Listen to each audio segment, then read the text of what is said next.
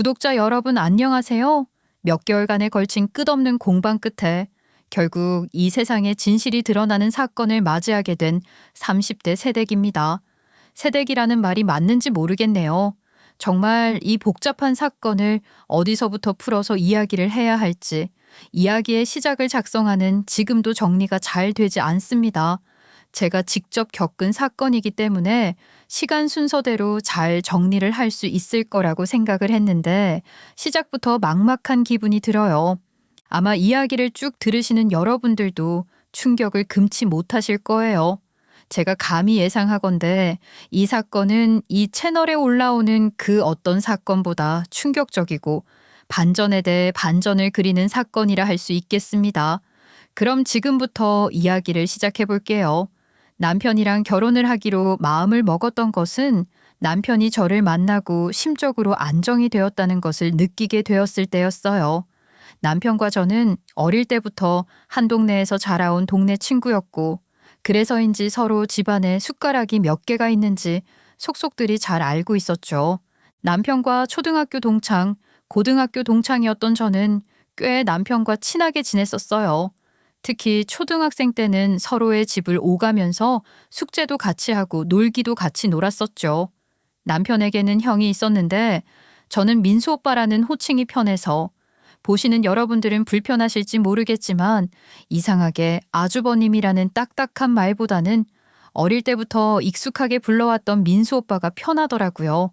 아무튼 여기는 제 속마음을 털어놓는 곳이니까 민수 오빠라고 칭할게요. 민수 오빠는 저희보다 4살이 많았어요. 그래서 늘 어른스러웠던 오빠였습니다. 오빠는 게임하는 것을 정말 좋아했어서 오빠 방에 놀러를 가면 늘 게임기가 잔뜩 있었어요. 오빠는 어린 저희들이 게임기를 만지는 것을 무척이나 싫어했었지만 오빠는 저희보다 수업 시간이 2교시나 더 있었기 때문에 학교에서 끝이 나면 남편의 집으로 달려가 오빠 방에 몰래 들어가서 게임기를 가지고 놀았었어요. 물론 그러다가 걸리면 크게 혼이 났었지만요. 하지만 크게 혼을 낸다고 해서 오빠가 치사하게 게임기를 가지고 못 놀게 하거나 그러진 않았습니다. 그냥 주인이 없는 방에 몰래 들어가서 그러고 있는 게 싫었겠죠. 저는 여동생이 있었는데 1살 차이가 나는 여동생이었어요. 자매가 있으신 구독자님들은 잘 아시겠지만 1살 차이 나는 자매가 얼마나 치고받고 싸우게요. 정말 서로 얼굴에 생채기가 날 정도로 치고받고 싸우는 날도 있었어요. 그래서 저는 늘 남편네 집이 부러웠습니다. 방이 4개나 있어서 시부모님 방, 남편 방, 민수 오빠 방 하고도 방 하나는 공부방 겸 서재로 만들어 놨었거든요. 반면에 저희 집은 방이 2개밖에 없는 집이라서 부모님 방과 저의 자매 방 이렇게밖에 쓸 수가 없었어요. 처음 부모님께서 저희 방에 2층 침대를 들여놔 주셨을 땐 정말 동생이랑 서로 2층을 차지하겠다고 치고받고 싸웠죠. 2층을 차지한 제가 승리의 기쁨을 맛보기도 전에 자다가 굴러 떨어지는 바람에 서로 1층에서 자겠다고 싸움이 났던 것은 비밀입니다. 아무래도 자매이고 나이 차이가 1살 뿐이다 보니까 체격이 비슷했어요. 저랑 동생은 늘 옷을 돌려 입었었는데 이것도 불만이었습니다. 남편이 민수 오빠의 겉옷을 물려받아 입는 건 봤어도 워낙 오빠랑 4살 차이이고 체격 차이가 남자라 더 크게 났었기 때문에 옷을 바로바로 물려 입진 않았었거든요. 남편이 늘 새 옷을 입는 걸 보면서 저와 여동생은 부러워했죠. 저희는 각자의 옷이라는 거 없이 딱 한 벌을 사서 돌려 입었으니까요. 새 옷을 사는 날이면 서로 새 옷을 먼저 입겠다고 싸움이 나는 건 어쩔 수 없는 일이었죠. 그러다 보니까 저랑 여동생은 많이 싸운 만큼 정도 많이 들었었죠. 서로 비밀이 없는 사이나 다름없었어요. 이건 제 남편도 모르는 이야기인데요. 저는 사실 남편이 아니라 민수 오빠를 짝사랑했었어요. 사실 어릴 땐 오빠들이 그렇게 멋있어 보이잖아요. 중학생이 되어서 저는 여중으로 가게 되고 남편은 남중으로 떨어지게 되면서 서로 숙제를 같이 하는 일이 사라졌죠. 게다가 사춘기가 오면서 여자, 남자 구별이 뚜렷해지고 저는 남편과 왠지 모를 거리감을 느끼게 되었어요. 그때 나이에 같이 등하교를 하기라도 하면 주변 친구들이 사귀는 거냐 얼레리 꼴레리 하면서 놀렸으니까요. 서로 남자와 여자가 되면서 신체적 변화가 일어나고 저희 두 사람은 서로를 보고 아는 척도 하지 않게 되었죠. 하지만 그때쯤 저는 민수 오빠에게 마음을 품게 되었어요. 고등학생인 오빠가 공원에서 농구를 하고 있는 모습을 보는데 그게 얼마나 멋있어 보이던지 민수 오빠랑 말 한마디 더 해보려고 괜히 그 집에 심부름도 가고 남편에게 책을 빌려달라고 하기도 하고 그랬었죠. 아마 둔한 남편은 제가 민수 오빠한테 마음이 있었다는 사실을 몰랐을 거예요. 민수 오빠도 마찬가지고요. 제가 고백이라는 걸 한 번도 해본 적이 없었으니까요. 그냥 제 여동생만 알고 있었죠. 그렇게 시간이 흘러 고등학생이 되었을 때 남편과 같은 학교 같은 반에서 만나게 되었고 아무것도 몰라서 어색했던 중학교 시절이 무색하게 저희는 다시 친해지게 되었습니다. 서로의 집을 오가며 대학생이 되어버린 오빠가 내동댕이 친 게임기를 가지고 놀았고요. 서로의 공부를 봐주면서 시험 공부를 하기도 했었죠. 솔직하게 말하면 전 공부에는 소질이 없었어요. 남편은 공부를 꽤 잘하는 편이어서 제가 많은 도움을 받았었죠. 그리고 고등학교 3학년 수능을 앞둔 10월 달에 남편의 부모님, 그러니까 시아버지와 시어머니께서 이혼을 하시게 되었습니다. 두 분은 서로 다정한 인꼬 부부와 같았기 때문에 그 소식은 저를 넘어서서 저희 부모님께서도 무척이나 충격을 받은 소식이었어요. 그것도 다른 이유가 아니라 시아버지께서 바람을 피워서 이혼을 하게 된 것이었거든요. 그것도 두 분이 아파트 입구에서 대판 싸우셨고 바람을 피운 주제에 뭐가 당당하냐고 시어머니께서 악을 지르셨어요. 옆에는 이민 가방 같은 큰 가방을 들고선 말이죠. 좋은 소리가 오가지 못할 것 같으니 잔소리 말고 이혼 도장을 찍으라며 너 같은 거랑 결혼을 하는 게 아니었다고 난리를 치는 시어머니의 모습을 저와 남편도 직접 목격을 하고 말았습니다. 동네가 좁아서 소문이라는 게 엄청나게 빠르게 오고 가는데 동네 사람들이 죄다 구경 나와서 볼 정도로 큰 소리로 바람을 왜 피우냐고 이혼할 거라고 집 나갈 거니 찾지 말라고 시어머니께서 악을 질렀으니 남편이 얼마나 큰 충격을 받았겠어요. 남편은 그 다음 날부터 학교에 나오지 않았습니다. 이미 학교에서도 남편이 부모님의 이혼 때문에 상심해서 학교를 나오지 않는 거라고 소문이 쫙 돌았어요. 저는 걱정이 되어서 학교가 끝이 난 뒤에 남편을 보러 집에 찾아가곤 했지만 남편은 문을 열어주지 않았습니다. 어느 날 어김없이 집에 찾아갔더니 민수 오빠가 문을 열어주더라고요. 남편의 방문은 닫혀 있었어요. 그런데 거실에 짐이 어지럽게 널려 있더라고요. 덜컥 심장이 내려앉는 기분이었어요. 오빠, 왜 이렇게 집이 난장판이에요? 어디 이사라도 가는 거예요? 그게 이사를 가는 건 아니고 나만 집을 나가기로 했어. 학교 근처에 원룸을 얻어서 살아보려고. 너도 이제 수능 얼마 안 남았는데 여기 그만 찾아오고 공부해야지. 민호는 내가 잘 달래서 학교에 보내볼게. 저희 첫사랑이나 다름없었던 민수 오빠는 그렇게 집을 떠났고 그 커다란 집에는 남편과 시아버지 둘만 남았어요. 하지만 그것도 정말 녹록치 않은 일이었어요. 수능이 코앞이라 걱정이 되었었는데 남편은 다시 학교에 나오기 시작했어요. 다행이라고 생각하기도 잠시 남편은 소위 말하는 흑화를 했더라고요. 친구들이 호기심에 혹은 정말 남편을 생각해서 이런저런 말을 걸어도 대꾸 한 번을 하지 않고 인상만 썼어요. 친구들 중에 철이 없고 자존심이 높은 아이들은 남편에게 무시를 당했다는 쪽팔림에 험한 소리를 하는 애들도 있었어요. 야, 뭐 이혼이 별거냐? 부모님이 이혼할 수도 있지. 혼자 가오는 다 자꾸 지랄이야. 야, 너 혹시 우냐? 부모님이 이혼했다고 지금 상처받은 거냐? 겁나 웃겨. 이 새끼가 돌았나? 남편은 체격이 꽤 컸어요. 키도 크고 어깨도 떡 벌어졌었죠. 깐죽거리는 친구를 향해 발길질을 했는데 그 친구가 날아가 버렸지 뭡니까? 종이 인형처럼요. 쪽팔렸는지 아픈데 울지도 못하고 씩씩거리는데 진짜 없어 보였어요. 그 뒤로는 남편에게 말을 거는 친구들도 없었고, 저도 학교에서는 눈치가 보여서 말을 걸지 못했어요. 하지만 학교가 끝이 난 뒤로는 매일같이 남편의 집에 찾아갔죠. 민수 오빠가 없어서 처음에는 남편이 문을 열어주지 않으면 집에 들어가 보지도 못하고 나와야 했는데 어느 날부터는 말 없이 문을 열어주더라고요. 남편은 말을 한마디도 하지 않았지만 저는 옆에서 쫑알쫑알 거렸어요. 정말 친구라서 수능을 망치지 않았으면 하는 마음의 한 노력이었어요. 하지만 수능날 남편은 수능을 보지 않았어요. 저는 정말 그런 남편이 답답했습니다. 저는 예상보다 가채점 결과가 좋아서 원하는 대학에 갈 수 있을 것 같았는데 남편은 그 똑똑한 머리를 하고도 수능을 보지 않았다는 게 화가 났죠. 제가 수능이 끝이 나자마자 남편의 집을 찾아갔는데 그 이유를 알게 되었어요. 웬 모르는 아줌마가 문을 열어주었거든요. 아줌마라고 하기엔 언니 같기도 했고요. 그냥 좀 이 집안에 어울리지 않는 여자가 들어와 있었어요. 어머, 넌 누구니? 우리 민호 친구니? 아, 네. 아줌마는 누구세요? 어머, 내가 아줌마처럼 보여? 나 아직 30대인데 언니라고 불러도 돼. 무슨 주책이야. 효정이 왔구나. 민호는 아직 안 들어왔는데 수능은 끝난 거냐? 아저씨, 저 아줌마랑 같이 사시는 거예요? 민호 오늘 수능 안 봤어요.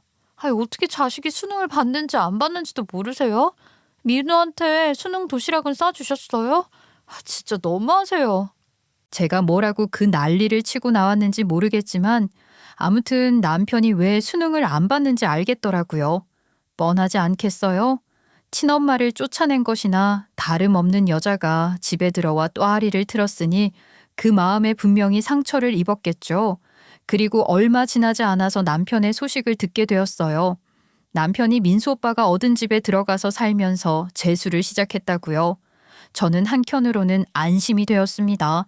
그리고 3월 달에 저는 대학에 입학을 했고 남편은 재수를 하는 동안 하라는 공부는 안 하고 아르바이트만 줄기차게 한 건지 성적이 쭉쭉 떨어져서 저와 같은 학교 한 학년 후배로 들어오게 되었어요.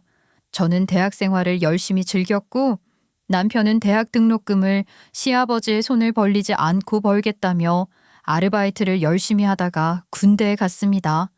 남편이 군대에 갔을 때도 배웅을 나간 사람은 제가 유일했어요. 시아버지께는 아마 남편이 군대를 간 소식도 모르셨을 겁니다. 민수 오빠는 이미 군복무 중이었기 때문에 저 혼자서 논산훈련소까지 배웅을 나갔어요. 남편은 저에게 잘 갔다 오겠다고 씩씩하게 말을 했고 저는 이상하게 눈물이 나더라고요. 주책 맞죠. 아들 군대 보내는 기분이었어요. 군대에 있는 동안에도 남편은 가족들에게 전화를 하는 시간에도 저에게 전화를 했고 외출이나 외박을 나오면 꼭 저를 만나고 돌아갔어요. 휴가 때도 마찬가지였고요. 군대에서 자주 편지를 주고받았고 면회도 몇 번 갔었어요. 남편이 좋아하는 음식 바리바리 싸들고요. 누가 보면 네가 민호 조강지처인 줄 알겠다. 아니, 친구라고 하지만 너무 과한 거 아니냐? 그러게, 언니 원래 민수 오빠 좋아했었잖아. 민호 오빠로 뭐 바뀐 거야? 진짜 대단하다. 아니, 친구니까 그런 거지. 민호 안타깝잖아. 근데 민호네 아저씨도 너무한 거 아니야? 아들 면회도 한 번 안 갔대. 그리고 그 집 새로 들어온 아줌마도 좀 이상해. 남의 집안 이야기 함부로 하는 거 아니야. 남말은 새가 듣고 반말은 쥐가 듣는 건 몰라. 엄마는 저에게 입 조심하라고 하셨죠. 남편이 전역을 하고 나서 학교에 복학을 했는데 저는 이미 사회인이 된 뒤였어요. 중소기업이긴 했지만 저랑 적성에 잘 맞는 일을 할 수 있어서 좋았습니다. 과하게 잔소리를 하는 상사도 없었고 가족 같은 분위기에서 일을 할 수 있어서 월급이 많지는 않았어도 만족스러웠어요. 그렇게 몇 년의 세월이 흘렀고 남편이 직장에 취직을 하게 되었는데 그때 본가에 다시 들어가게 되었습니다. 아저씨와 새 아줌마가 살고 있는 집에요. 민수 오빠가 부산에 있는 공기업에 취직을 하게 되어서 이미 지방에 내려가 있는 상태였는데 남편이 다닐 회사가 본가랑 무척 가까운 데 있기도 했고 혼자서 집세를 유지하면서 사는 게 벅차다고 하더라고요. 그렇게 28살에 본가에 들어간 남편이 걱정되어서 저는 더 자주 남편을 들여다보았고 그러다 보니 자연스럽게 서로에게 마음이 있다는 사실을 깨닫게 되었습니다. 오래 걸렸죠. 알고 보니 남편은 저에게 진즉에 마음이 있었다고 하더라고요. 제가 둔해서 몰랐던 거였어요. 둔하고 둔해서 제가 남편에게 마음이 있다는 사실도 고백을 받은 뒤에서야 알게 되었죠. 남편은 본가에 들어간 이후부터 점점 말수가 사라졌어요. 저는 새 아줌마의 존재 때문에 그런 거라고 생각했고 하루라도 빨리 남편을 구출해내고 싶었어요. 저를 만나면서 그래도 마음의 안정을 찾은 남편을 보면서 나름 뿌듯함을 느끼기도 했습니다. 사실 그 집안이 밖에서 보면 콩가루예요. 아들이 28살인데 그 집에서 엄마 노릇을 하고 있는 아줌마의 나이가 47살이었으니까요. 19살밖에 차이가 나지 않았거든요. 그러니 남편 입장에서는 더더욱 불편할 수밖에 없었겠죠. 저는 가까이서 이 모든 것을 지켜보며 남편을 위해서라도 빨리 결혼을 하고 싶다는 생각을 하게 되었어요. 그리고 저희 나이 29살에 결혼을 결심했습니다. 저희 집에 남편이 결혼을 하겠다고 인사를 드리러 왔을 때 저희 부모님은 올 것이 왔다고 생각하셨대요. 그리고 결혼을 하는 것을 반대하지 않으셨어요. 너희가 초등학생일 때부터 그렇게 붙어 다녔었는데 당연히 짝이라고 생각했다. 우리가 뭐 결혼을 반대한다고 해서 달라지는 게 있겠니? 결혼해라. 상견례나 하자. 그래, 어차피 사는 건 너희 둘이 사는 건데 우리가 뭐라고 알가불가를 하겠니? 모아둔 돈은 좀 있고 금전적인 부분은 사실 저희 아버지께서 도와주실 거라 걱정 안 하셔도 됩니다. 그동안 뭐 자식이라고 챙겨주신 것도 없는데 형이랑 저한테 그 정도는 해주셔야죠. 남편이 살짝 냉소적으로 말을 하는데 저희 부모님도 별 말씀 못 하셨죠. 그렇게 결혼을 하겠다고 양가에 알리고 난 뒤 상견례 자리에서 드디어 제대로 그 새 아줌마와 이야기를 나누게 되었습니다. 이사를 가지 않으시고 한 동네에서 계속 쭉 살았던 저희 부모님과 시댁 식구들이었기 때문에 오며 가며 서로 누가 누군지 인사 정도는 하고 지냈을지 모르겠지만 이렇게 대화라는 것을 나누는 것은 처음이었죠. 저는 솔직히 그 새 아줌마가 아무런 말도 안 하실 거라고 생각을 했어요. 그런데 완전히 예상을 깨버리고 말았죠. 아이고, 민수는 완전히 어른이네 어른이야. 오랜만에 봐서 그런가? 민호랑은 또 다른 느낌이다. 민호는 그래도 자주 봐서 그런 건지 어릴 때 모습이 남아있는 것 같은데 민수는 어쩜 이렇게 어릴 때 모습이 하나도 안 남았어. 그런가요? 아유, 아주머니께서는 아니지, 이제는 사돈어른이라고 해야 할까요? 그대로신 것 같은데요. 민수 오빠는 길에 가다가 지나쳐도 모를 것 같아. 우리 언니가 민수 오빠한테 마음이 있었잖아. 완전 어릴 때. 근데 민호 오빠랑 결혼을 하니까 신기하긴 하다. 야, 너는 무슨 철준한 이야기를 하고 있어. 다들 오해하지 마세요. 그냥 중학교 때 동네에서 제일 친하게 지내는 오빠니까 그랬던 거지. 어머, 민수한테 마음이 있었는데 민우랑 결혼을 한다고? 아, 이것도 정말 기가 막힌 인연이네. 완전히 형제 덮밥인 줄 알았잖아. 그 말에 그 자리에 있던 모든 사람들이 경악을 했다니까요. 형제덮밥이라는 게 무슨 말도 안 되는 소리인가요? 거기다가 그 말 자체가 어감이 정말 나쁜 뜻으로 들리잖아요. 다들 황당함에 아무런 말도 못하고 있는데 그 새아주머니만 신이 나서는 깔깔거리면서 웃고 있는 겁니다. 그 분위기 파악도 못하는 건지 결국에는 시아버지께서 죄송하다고 사과를 하셨고 저희 부모님은 어이도 없고 기분도 나쁜 상태에서 상견례를 진행할 수밖에 없었습니다. 아무튼 그렇게 결혼 날짜를 잡고 신혼집 이야기부터 시작해서 전부 좋은 방향으로 저희가 빚 없이 시작할 수 있는 방향으로 이야기를 맞춰가기 시작했는데 집 이야기가 나오니까 또 그 새아주머니께서 끼어드시는 겁니다. 집을 해준다고요? 아니, 우리도 노후 생각을 해서 돈을 모아야 하는데 집은 무슨 집이야? 여보, 우리 사이에 아이가 태어나면 그 아이 키울 돈도 있어야죠. 아니, 지금 막둥이를 낳을 준비라도 하고 계신 거예요? 아이, 그건 좀... 저희가 부부 사이고 또 제가 아직 아이를 출산한 적이 없는데 당연히 아이 가질 준비를 해야 하지 않겠어요? 부부 사이에 애 낳는 게 뭐라고 그렇게 싫은 티를 내시는지요? 아유, 싫은 티를 내는 게 아니라 걱정인 거죠.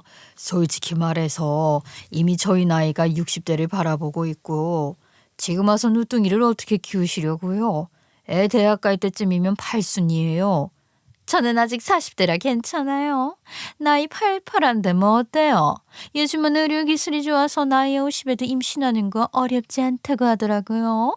저도 미리 난자를 얼려놨어요. 아니 뭐 노력하시는 거야 어쩔 수 없지만 저희 아이들도 손주를 낳을 텐데 이러다가 족보가 꼴까봐 그러는 거죠. 그거야 뭐 별 문제 있나요? 삼촌 소리 하는 게 어려운 일도 아닌데. 아무튼 저희도 아이 가질 계획이 있어요. 그죠 여보? 그러니까 여보가 있는 돈 다 털어서 애들한테 집 해주고 뭐 해주고 하면 우리 아이 키울 돈이 모자라지 않겠어요? 새아주머니께서 그렇게 이야기를 하는데 그 자리에 있던 남편도 민수 오빠도 황당한 얼굴을 했죠. 아이에 대한 이야기는 전혀 들은 게 없었던 모양입니다. 얼굴이 벌겋게 달아오른 시아버지께서만 찬물을 벌컥벌컥 들이키셨어요. 새아주머니께서는 저에게 편안하게 시어머니라고 부르라고 하시면서 안주인 행세를 하셨죠. 저는 정말 이해가 가질 않았습니다. 어릴 때 제가 봤던 아저씨네 가족은 화목했는데 어쩌다가 저런 사람과 바람을 피우고 10년을 같이 살고 있는 건지 사람은 끼리끼리 만나는 거라고 하던데 시아버지의 모습을 보면 끼리끼리라는 생각이 들지 않았었거든요. 결국 새아주머니께서 하고 싶은 말은 그거였어요. 셋째 막둥이가 생길 수도 있는 건데 재산을 전부 두 아들들에게 나눠서는 안 된다는 말이었습니다. 왜 상견례에서 저런 말이 나오게 된 건지 궁금했었죠. 그런데 결혼식을 올리고 나서야 그 사실을 전부 알게 되었습니다. 그러니까 새아주머니 저한테는 시어머니가 되시는 분인 거죠. 시어머니께서는 시아버지와 혼인신고를 하지 않은 관계였던 것입니다. 시아버지께서는 아들들의 눈치가 보여서 같은 집에서 살고는 있었지만 시어머니와 혼인신고는 올리지 않은 채 사실혼 관계로 살고 계셨던 거예요.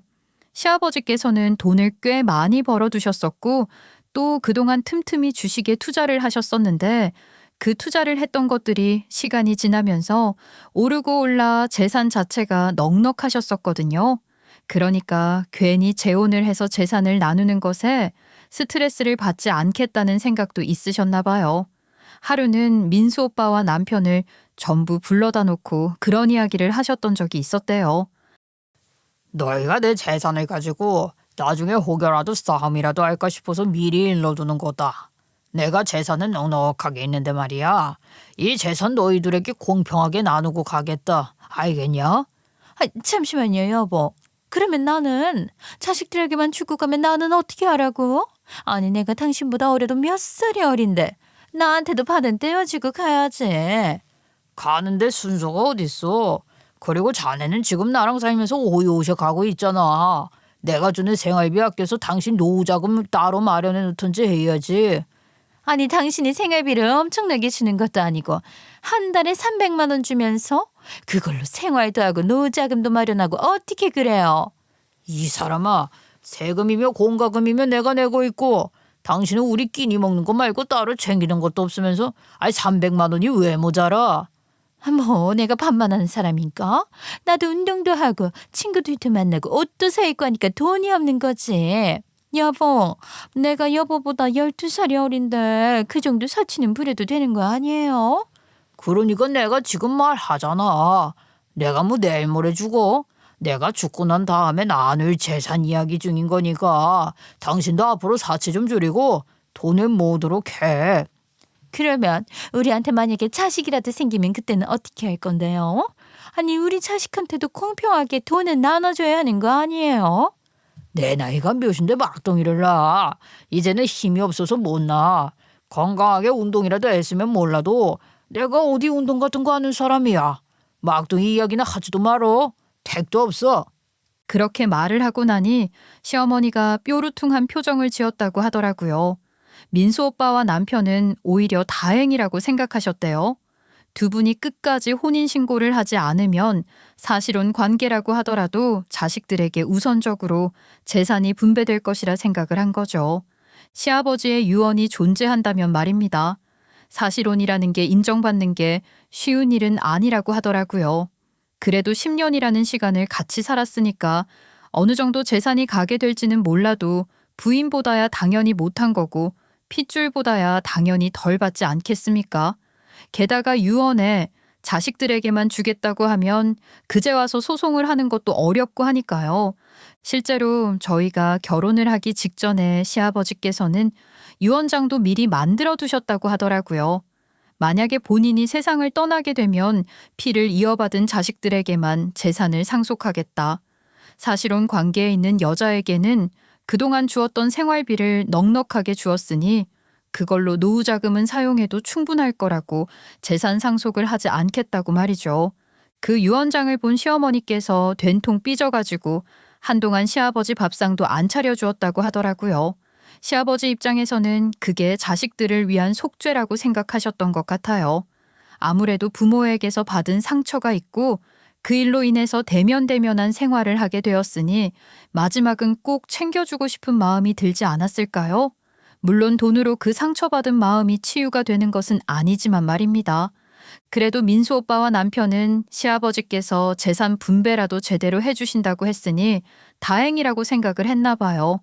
결혼 전에 정리할 것들 다 정리하고 미리 받아야 할 유산을 땡겨서 집이며 결혼식 비용이며 처리를 했던 거죠.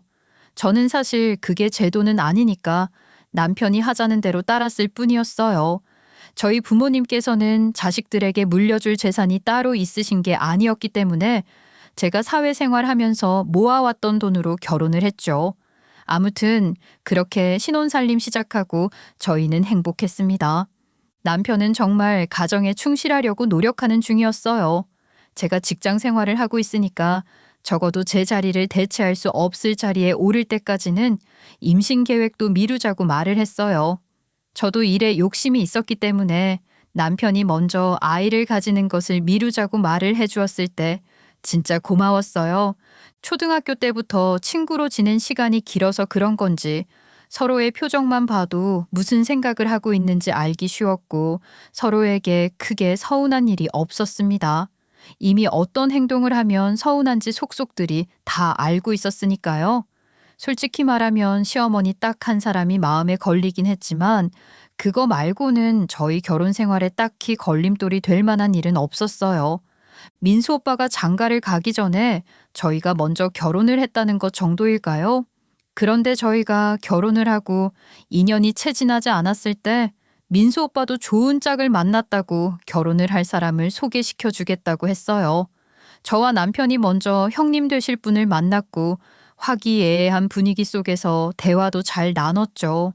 그러고 며칠 지나지 않아서 시댁에서 불러서 갔는데 아마 저희가 예비 형님을 먼저 만났다는 이야기를 듣고 시아버지께서 궁금하셨는지 이야기를 듣고 싶어서 저희를 부르신 거였어요. 그래, 맏며느리 될 아이는 어떻더냐? 성격은 좋아 보이든. 네, 엄청 활발하시고요. 또 말하시는 게 재치도 있으세요. 민수 오빠랑 정말 잘 어울리는 한 쌍이더라니까요. 예, 너는 경박하게 민수 오빠가 뭐니? 어? 아스버님이라고 해야지. 도대체 언제까지 그렇게 호칭을 개판으로 부를 거야 너? 남들이 보면 무식하다고 욕해. 우리 집안 가지고 호칭 하나 똑바로 정리하지 못했다고 손가락질을 하겠다. 물론 제가 고쳐야 하는 버릇이기도 했어요. 너무 어릴 때부터 봐왔던 터라 아주버님이라는 느끼한 호칭이 입에 붙지 않아서 미리 양해를 구하고 민수 오빠라고 부르고 있었던 건데 하긴 형님도 들어오실 테니까 고쳐야 하긴 했죠.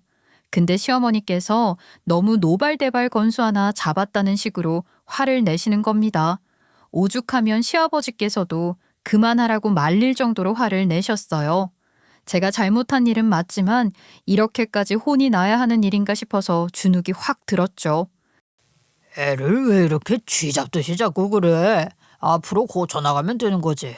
애들이 워낙 어릴 때부터 봐서 그런 걸 어떡해? 결혼한 지가 여봉 벌써 2년이 다 되어가는데 아직도 오빠 오빠 거리고 있으니 넌 그런 식으로 오빠 오빠 하면 사람들이 출신이 어딘지 궁금해한다니까. 아, 그게 지금 무슨 말씀이세요? 출신이 어디인지 궁금해한다니요. 제가 생각하는 그런 의미 맞아요? 내가 뭐 틀린 말 했니?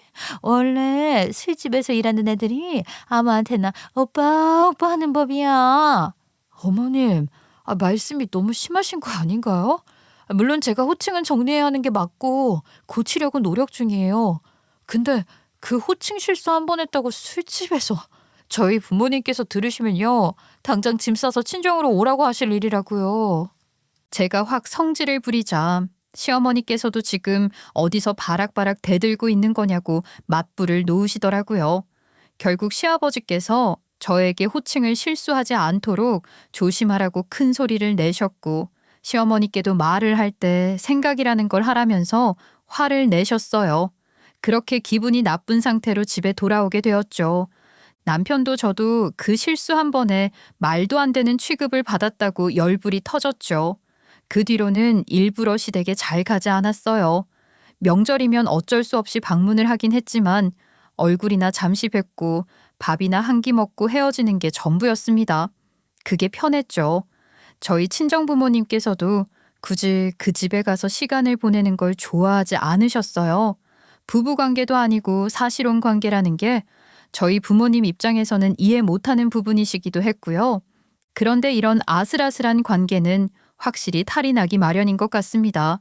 정말 예상치도 못하게 시아버지께서 쓰러지시고 말았어요. 저희 나이가 딱 32살일 때 말입니다. 민수 오빠가 결혼을 한 지 얼마 지나지 않아서였어요. 민수 오빠는 부산에서 일을 하고 있었기 때문에 형님도 부산 분이셨고 신혼집도 부산이었는데 그 소식을 듣고 부랴부랴 서울에 올라오셨죠.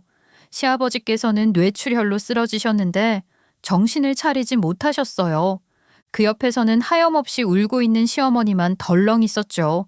저희는 완전히 비상이었어요.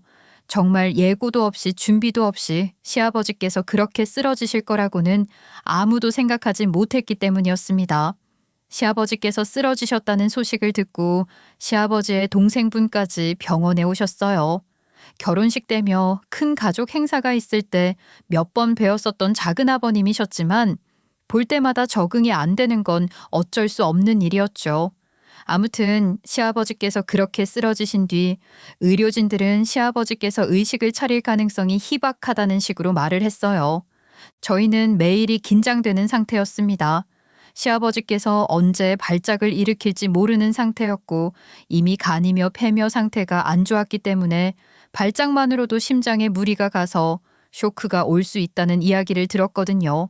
형님은 부산에 계셨으니까 서울에 살고 있는 저와 남편이 자주 시아버지의 병실에 찾아가곤 했는데 시어머니께서 한 일주일 정도 병실을 내내 지키시더니 시아버지께서 깨어날 생각이 없으신 것 같아 보이자 저희에게 떠넘기시는 겁니다. 내가 말이야 나이가 들어서 그런지 이상하게 삭신도 쓰신 것 같고 몸도 영 안 좋은 것 같은데 너희들이 와서 병실 좀 지켜라. 무슨 일 있으면 나한테 연락하고 알았지? 어머님, 저희가 평일에는 출근을 해야 하는데 매일같이 여기 있을 순 없어요. 간병인이라도 쓰시는 게 좋지 않으시겠어요? 간병인? 예, 쓸 돈이 어딨네. 너희가 돈 내놓을 거 아니면 말도 꺼내지 마라. 네 아버지 지금 누워있다고 해서 그 돈이 너네 돈인 줄 알아? 말끝마다 돈돈거리면서 저희에게 재산 다 가져갈 거면 정성을 보이라는 식으로 말을 하시는데 정말 황당했습니다. 제가 집에서 놀고 먹는 사람도 아니고 출근을 해야 하는 직장인인데 어떻게 병원에서 출퇴근을 할 수 있겠어요? 말도 안 되는 소리였죠. 결국에는 간병인을 두는 게 좋겠다고 민수 오빠와도 이야기가 다 된 상태였는데 시어머니께서 그럴 돈 있으면 자기를 달라고 본인이 간병을 하겠다고 말을 바꾸시는 게 아니겠습니까? 저희들 모두 황당했습니다. 어차피 간병인은 남인데 그 사람이 잘 돌볼지 안 돌볼지 어떻게 알아? 그럴 바에는 내가 할 테니까 그러면 나한테 간병인 비용을 내놔. 어머님, 그건 아니죠. 간병인은 적어도 자격증이 있는 전문가잖아요. 그리고요, 아버님이 쓰러지셨는데 어머님께서 자식들에게 돈을 받고 간평을 한다는 것이. 누가 내 자식이야? 지아버지 돌아가시고 나면 나한테는 아무런 신경도 안 쓸 놈들이 왜 내 자식이냐고. 안 그래? 예, 내가 뭐 틀린 말 했니? 본인에게 재산을 주지 않겠다고 했을 때 동의를 했던 놈들이 어떻게 자식이라고 할 수 있겠냐고 하면서 남이나 다름없다는 식으로 말을 하는데 어느 장단에 맞춰서 춤을 춰야 할지 모르겠더라고요. 그렇게 시아버지께서 쓰러지신 지도 한 달이라는 시간이 지나가게 되었고 병원에서는 더 이상 가망이 없다고 했었습니다. 그래도 산소 호흡기에 생명을 유지하고 계셨기에 기적처럼 눈을 뜨지 않을까 싶었는데 시아버지께서 두 번째 발작을 일으키셨어요. 이번에는 정말 숨이 꼴딱 넘어가게 생겼다는 시어머니의 말에 서둘러 병원으로 향하게 되었고 민수 오빠에게도 연락을 해서 부산에서 서울까지 오고 있는 중이었죠. 먼저 병원에 도착한 저희가 병실에 가니 의사 선생님께서 오늘 밤을 넘기긴 힘들 것 같다고 하시며 가족들끼리 마지막 시간을 보내라고 하셨습니다. 3시간이 더 지나고 나서야 민수 오빠와 형님이 자리에 도착을 하셨고 그때부터 임종 직전의 시아버지를 향해 다들 묵념도 하고 지난 이야기들을 돌아보며 이야기를 나누기 시작했어요. 뻔한 이야기긴 했죠. 아버지 고생 많으셨습니다. 하늘나라에 가서도 저희 가족 잘 돌봐주세요 하는 그런 이야기들이요. 비록 바람을 피워서 가정을 파탄나게 만들었던 시아버지였지만 그 이후 자식들을 위해서 알게 모르게 꾸준한 지원을 해주셨던 것도 시아버지였으니까요. 마지막 인사를 하는데 지난 일들이 주마등처럼 스쳐 지나가더라고요. 그래도 어릴 때 제가 집에 놀러 가서 저녁까지 얻어먹으면 항상 예쁘다, 밥 잘 먹어서 좋다, 나중에 우리 집 며느리나 해라 하고 말을 해주시던 시아버지였으니까요.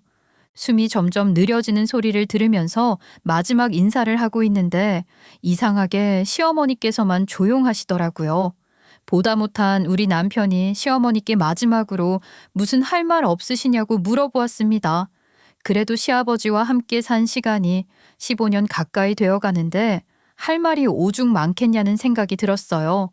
자식들 눈치가 보여서 그런 거면 나가서 기다리겠다는 식으로 말을 하는데 시어머니께서 그럴 필요 없다면서 무겁게 분위기를 잡으시는 겁니다. 뭐 하실 말씀이 있으세요? 지금 아니면 아버님이 듣지 못하실 수도 있는데 얼른 하세요. 너희들도 다 알아야 하는 얘기다. 내가 언제 말을 해야 할지 몰라서 눈치만 보고 있었는데 이렇게 이 사람이 쓰러질 줄이야. 이걸 어떻게 설명을 해야 할지. 무슨 일인데 그러세요? 나도 말이다. 참, 이 나이에 이런 일이 벌어지게 될 줄은 꿈에도 몰랐지 뭐니. 그게 말이다. 내가 임신을 했다. 지금 임신 3개월이 됐다고. 그 말에 그 자리에 있던 모든 사람들이 정말 악소리도 내지 못하고 입만 떡 벌렸습니다. 시어머니가 임신이라니 이게 다 무슨 말도 안 되는 소리란 말입니까? 임신 3개월이면 시아버지께서 쓰러지기 전이긴 하지만 시아버지의 연세가 벌써 65세시고 시어머니의 나이가 53세였어요. 그런데 무슨 임신이라는 건지 정말 소름이 돋는 일이었어요. 아무도 찍소리 하나 내지 못하고 있는데 시어머니께서 눈물까지 그렁그렁 하신 겁니다. 여보가 가면 나는 어떻게 이 아이를 혼자 키울 수 있겠어. 아이고, 이렇게 하늘에 먼저 가버리면 우리 막둥이는 어떻게 하라고. 우리 막둥이도 당신 핏줄이니까 당신이 끝까지 책임을 져줄 거지. 여보, 나는 여보 믿어. 어머니, 이게 말이나 되는 소리예요? 정말로 미치신 거 아니에요? 임신이라뇨. 도대체 애 아빠가 누군데요? 아니 60세가 넘으신 시아버지 아이가 맞다고요? 얘는 지금 무슨 소리를 하는 거니? 당연히 우리 남편의 아이가 맞지? 내가 그러면 뭐 이 나이에 바람이라도 피웠을까 봐? 너는 정말 너무한 거 아니니? 아니요, 도무지 믿어지지가 않으니까 하는 소리죠. 솔직히 저도 이렇게 말하기는 싫지만 그 아이가 아버님의 아이라는 보장도 없는 거잖아요. 너희가 그렇게 나을 줄 알고 내가 미리 친자 검사도 했다. 그렇게 정 못 믿겠으면 이거 봐라. 그러면서 저희에게 종이 서류 하나를 건네주는데 친자 검사지더라고요. 거기에는 시어머니 뱃속에 있는 태아와 시아버지의 염색체가 친자로 일치한다는 결과가 적혀 있었어요. 그 결과지를 보고 또다시 저희는 입을 다물었습니다.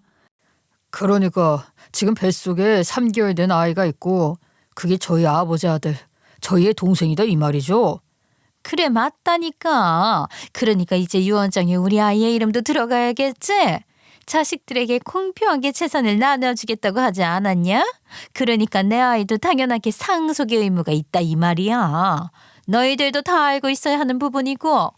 저는 정말 기절초풍하는 줄 알았습니다. 상속에 관한 부분은 생각도 못하고 있었기 때문이었죠. 다들 충격을 금치 못하던 그날 밤 시아버지께서는 영면에 드셨습니다. 시아버지께서 돌아가셨다는 것도 충격적인 일이긴 했지만 시어머니께서 낮에 하셨던 폭탄 발언의 여파 때문에 다들 정신을 차리지 못하는 상태였습니다. 시아버지의 장례 또한 정말 정신이 없었습니다. 작은 아버님께서 오셔서 저희 가족들의 얼빠진 얼굴을 보고 무슨 일이 있냐고 물어보셨고 저희는 솔직하게 모든 이야기를 했죠. 그런데 작은 아버님께서는 별로 놀라는 얼굴을 하지 않으시더라고요. 오히려 막둥이를 가지려고 노력하고 있었던 것을 알고 있었던 거 아니었냐면서 저희를 의아하게 보셨어요. 저희 가족들도 전부 시아버지의 조문을 왔고 동생은 제 얼굴을 보면서 잠을 통 못 잤냐고 물어보더라고요.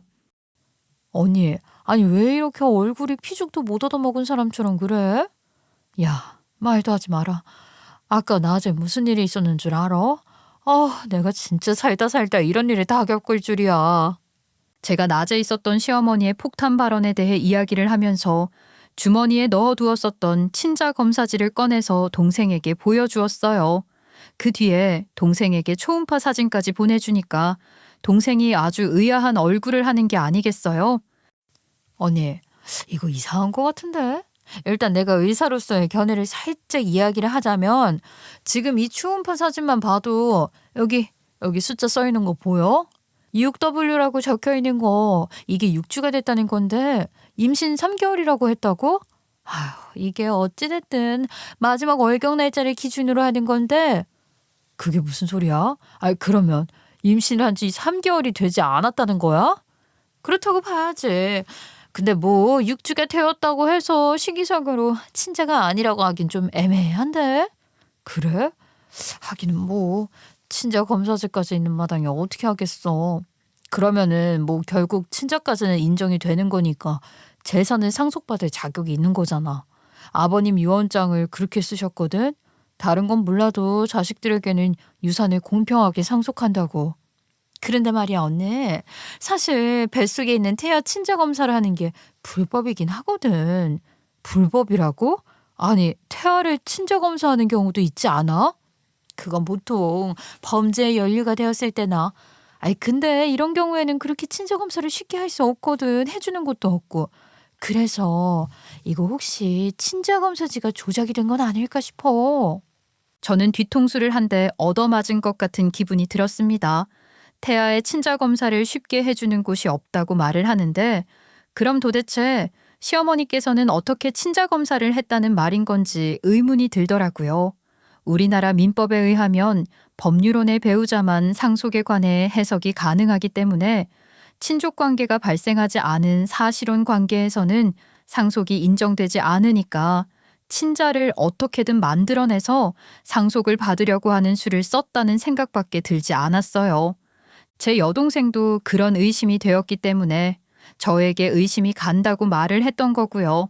유언장에서도 빠지고 기여분 자체도 인정을 받지 못하는 상황이었어요. 시어머니께서는 시아버지와 함께 사는 동안 생활비를 받아 쓰기만 했지 돈을 벌었던 적이 단 한 번도 없었으니까요. 그러니까 자신의 노후를 생각해서 아이를 가졌다고 거짓말을 쳤다거나 아니면 친자가 아닌 아이를 데리고 와서 친자라고 속였다고 보는 게 가장 적절했죠. 저는 이 사실을 가지고 남편과 민수 오빠에게 이야기를 했고 법정 소송을 통해서 친자 확인을 할 수 있는 방법이 있다는 것을 알아냈습니다. 저희는 변호사를 선임했고 시어머니 뱃속에 있는 아이가 친자인지 아닌지 확인을 하는 소송을 걸었습니다. 시어머니께서는 황당해 하셨죠. 아니, 내가 친자 검사지까지 들고 왔는데 지금 의심을 하면서 소송을 걸어? 너희들이 그러고도 자식이야? 언제는 친자식도 아니라면서요. 당당하시면 검사에 응해주시면 되십니다. 시어머니께서는 당당하셨습니다. 그리고 법원에서도 상속에 관한 문제가 엮여 있기 때문에 정해진 기관에서 태아 친자 검사를 하는 것을 허락해 주었습니다. 그렇게 양수를 통해서 친자 검사를 하게 되었고 시어머니께서는 당당하게 친자임을 확신한다고 말을 하셨죠. 3주간의 기다림 끝에 받아본 결과지는 아주 충격적이었습니다. 친자가 아니라 일부가 일치한다는 결과가 나왔거든요. 시아버지는 이미 돌아가셨기 때문에 남편의 유전자 그리고 민수 오빠의 유전자를 통해서 형제 관계임을 검사했는데 형제라고 보기 어렵다. 사촌에 가깝다는 결과지를 받게 된 것입니다. 가족들은 전부 멘탈이 바사삭 부서지고 말았어요. 형제가 아니라 사촌지간에 가깝다는 말이 무슨 말이겠습니까? 시아버지의 아이가 아니라 작은 아버님의 아이와 다름없다는 소리였습니다. 저희는 이 결과지를 믿을 수 없었고 전부 다 패닉에 빠진 상태로 시어머니를 바라볼 뿐이었습니다. 정말 당황해서 어쩔 줄 몰라 한 것은 시어머니였습니다. 이거 사기 아니야. 어떻게 검사 결과가 이렇게 날 수가 있어. 이건 나와 우리 남편의 아이야. 진짜 더러운 걸 보고 싶어서 이러세요? 여기 과학적으로 증명이 되어 있잖아요. 다른 것도 아니고 정부에서 지정을 해준 곳입니다. 절대로 그럴 리가 없다니까. 아니, 어떻게 이런 결과가 나올 수가 있냐고. 시어머니는 끝까지 부정을 하셨죠. 저희도 도무지 이 사실을 믿을 수가 없었기 때문에 다시 한번 친자 검사를 의뢰하기로 했습니다. 이번에는 작은 아버님께도 부탁을 드렸는데 작은 아버님께서는 자기가 왜 검사를 해야 하냐면서 길길이 날뛰셨어요. 죽어도 받지 않겠다고 말을 하시는데 수상해도 너무 수상한 것 아니겠습니까? 시아버지의 재산 상속과 연결되어 있는 문제이기 때문에 저희도 한치의 양보 없이 맞서 싸우게 되었고 결국 작은 아버님께서 머리카락 몇 개를 뽑아주셨습니다. 재검을 한 결과 저희는 전부 기절초풍하는 줄 알았습니다. 시어머니 뱃속에 있는 태아가 다른 사람도 아닌 작은 아버님의 아이라고 판정이 났기 때문이었습니다. 어떻게 이런 결과가 나올 수가 있어요? 어머님, 아니 어머님이라고도 부르기도 싫어. 아줌마가 이런 짓을 하고도 멀쩡히 재산을 상속받아 떵떵거리고 살 수 있을 거라 생각했어요? 아니, 어떻게 이럴 수가 있어? 명호 씨, 당신 우리 명준이랑 일란성 쌍둥이라고 하지 않았어? 그 말에 저희 모두 입을 떡 벌렸습니다.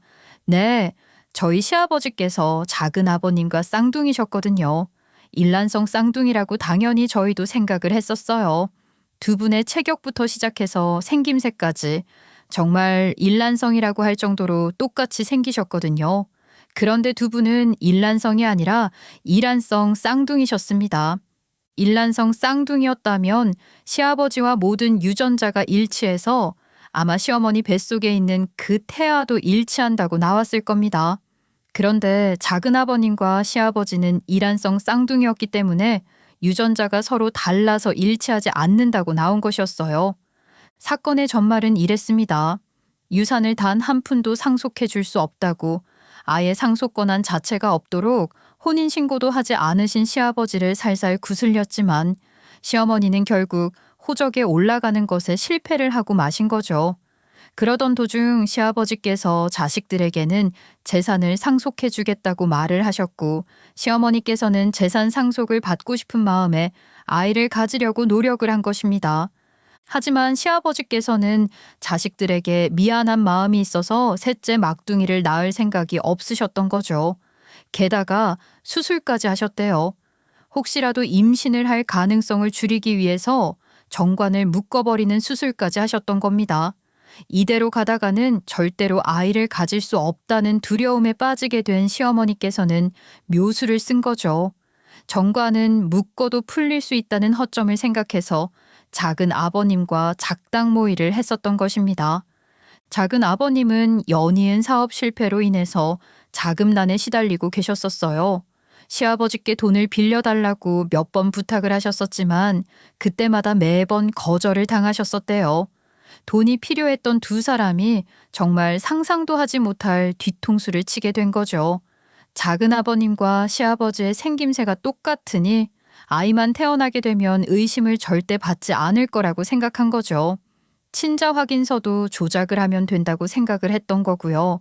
때마침 이런 작당 모의를 하고 사기를 치려고 촘촘하게 그물을 짜던 와중에 시아버지께서 쓰러지시기까지 했으니 시어머니께서는 만세를 외치셨을 겁니다.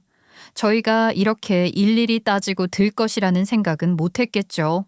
더불어 소송을 통해서 태아 친자 검사를 진행할 것이라는 것은 더더욱 몰랐을 겁니다. 시어머니는 작은 아버님과 시아버지가 너무 똑같이 생긴 쌍둥이라 당연히 일란성인 줄 알고 절대로 들키지 않을 것이라 생각하고 이 모든 짓을 꾸민 것이었습니다. 당연히 친자 검사를 해봤다면 들통이 났겠지만 태아의 친자 검사를 해주는 곳이 없어서 결과지도 인터넷에서 보고 조작을 해서 가지고 온 것이더라고요. 소송을 통해 친자 검사를 한다고 했을 때도 어차피 유전자가 일치하니 걱정 없겠다 싶었겠죠. 그런데 이렇게 말도 안 되는 결과가 나왔으니 시어머니 입장에서는 미치고 펄쩍 뛸 노릇 아니겠습니까? 정말 대단하시네요. 어떻게 이런 짓을 눈 하나 깜빡하지 않고 할 수가 있어요. 저는 너무 소름이 돋아요. 그러면 어떻게 되는 거냐? 그러면 지금 나는 유산 상속을 하나도 못 받는다는 거야? 어? 당연한 소리를 아무렇지도 않게 하시네. 이건 저희 아버지께서 무덤에서 살아 돌아올 일입니다. 아시겠어요? 진짜 미치지 않고서 어떻게 이런 짓을? 그럼 내가 이 나이에 이 아이를 어떻게 키워? 내가 그 재산 하나만 바라보고 가진 아이인데 내가 어떻게 이 아이를 책임지냐고. 그거야 알아서 하셔야죠. 그런 각오 하나도 없이 아이를 낳을 생각을 하셨어요? 정말 재산 하나만 생각하고 돈 때문에 아이를 가진 게 어떻게 엄마예요. 이를 어쩌냐. 얘들아, 나 한 번만 살려주라. 제발. 나 좀 어떻게 책임져 주라. 내 나이가 50이 넘었는데 어떻게 이 아이를 키우냐? 결혼할 때쯤에 난 80이야, 80. 몰라요. 저희는 모르는 일이니까 두 번 다시는 저희에게 아무것도 바라지 마세요. 그리고 아버님 돌아가셨으니까 집도 빼주세요. 집까지 빼라는 소리에 혼비백산해서는 잘못했다고 펑펑 울면서 남편과 민수 오빠에게 빌고 비는데 자식들이라고 마음이 다르겠습니까? 차가운 얼굴로 내치더라고요. 매정하다는 생각이 들지도 모르겠습니다만 사실 새엄마라고 해도 정이라도 붙일 기회를 주었다면 충분히 받아들일 수 있는 여유를 주었다면 달랐을지도 모르겠습니다. 하지만 그런 게 전혀 아니었어요. 본인 먹고 사는 게 가장 중요했고 본인의 사치가 가장 중요했던 시어머니께서는 자식들과 무언가를 할 수 있는 기회를 전부 날리고야 말았던 거죠. 그리고 그 업보를 지금 와서 받게 된 것이었습니다. 이 일로 인해서 당연히 작은 아버님의 가정도 파탄이 나게 되었어요. 연이은 사업 실패로 빚만 떠하는 작은 아버님은 말도 안 되는 혼외자를 만들었다는 것에 가족들에게 외면을 당하고 버림을 받게 되었죠. 유책 배우자가 되면서 없는 살림의 모든 것을 탈탈 빼앗기고는 길거리에 나앉게 된 것이죠. 시어머니 또한 똑같았습니다. 아이는 친자가 아니라는 판결을 받았고 법원에서 땅땅땅 판결을 내리는 바람에 상속은커녕 살던 집에서도 쫓겨나게 되었습니다. 저희 가족과 민수 오빠는 재산을 공평하게 나누었어요. 혹시 이 사건이 없었다면 이렇게 맨몸으로 쫓겨나게 될 시어머니가 조금은 안타까워서 돈을 조금 쥐어주려고 했을지도 모르겠지만 마지막까지 모든 것을 훌훌 털어버릴 수 있게 해준 것 같아서 오히려 감사하더라고요. 모든 것이 정리된 이후 시어머니는 연락을 끊고 잠적을 하셨습니다. 그 나이에 미혼모 센터에 들어가는 것도 꽤 힘든 일일 텐데 자기 앞가림은 알아서 하시겠죠. 그럴 거라고 생각하고 있어요. 워낙 멘탈이 끈질기게 강하신 분이니 또 어디 가서 누군가의 등을 쳐먹고 있을지도 모르는 거고요. 그 이후 몇 개월이 지난 지금까지도 연락이 없는 걸 보면 두 번 다시는 저희 앞에 나타나지 않을 것 같습니다. 저희도 이제 나이가 30 중반으로 접어들면서 슬슬 아이를 가지려고 합니다. 지금까지 열심히 일을 하며 앞만 보고 달렸으니까 이제는 차근차근 저희 가족을 위한 시간을 가져보려고 합니다. 고생 끝에 낙이 온다고 이제는 좋은 일만 가득하겠죠. 제 이야기 어떠셨어요? 정말 현실에서 이런 일이 일어날 수 있다는 것에 저도 여러 번 놀랐습니다. 지금 생각해도 거짓말 같아요. 그래도 정의는 승리하고 진실은 밝혀지는 법이라고 결국에는 이렇게 전부 다 밝혀져서 확실한 끝맺음을 하게 되어 다행이라 생각합니다. 여러분, 언제나 뒤통수 조심하시면서 사람 너무 믿지 말라는 말과 함께 제 사연을 끝내도록 하겠습니다. 감사합니다.